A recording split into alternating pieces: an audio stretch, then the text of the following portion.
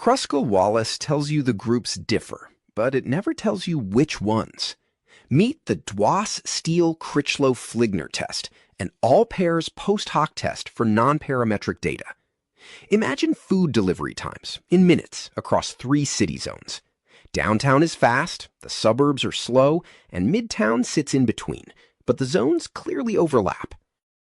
Median times climb from 25.5 minutes downtown to 32 in Midtown, up to 40 in the suburbs. The data is skewed, and the group sizes are unequal, 8, 7, and 9 deliveries. Here is the key idea. For every pair of zones, it pools just those 2 groups and re-ranks them on their own, instead of ranking everything at once. With 3 zones, there are 3 pairs, and each pair gets its own clean rank sum comparison. Because the ranking is done pair by pair, the test stays reliable even when the groups are very different in size. The formula. Each pair gives a standardized rank sum statistic, Z, the observed rank sum minus what we'd expect, divided by its standard deviation.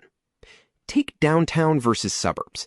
The rank sum is 36, we expected 72, and the variance is 108. The standardized Z is minus 3.46.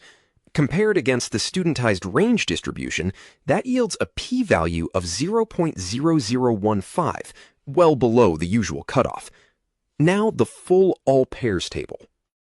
Downtown versus Midtown lands at 0.018, Downtown versus Suburbs at 0.0015, and Midtown versus Suburbs at 0.0085. Every pair clears 0.05, so all 3 zones are genuinely distinct. This is why it matters. Kruskal-Wallis tells you a difference exists. DSCF tells you exactly which pairs are responsible for it. Use it after a significant Kruskal-Wallis test, especially with skewed data and unequal group sizes. If your data is normal, reach for Tukey's HSD after ANOVA instead. Run the Dwass-Steel-Critchlow-Fligner test free at metricgate.com.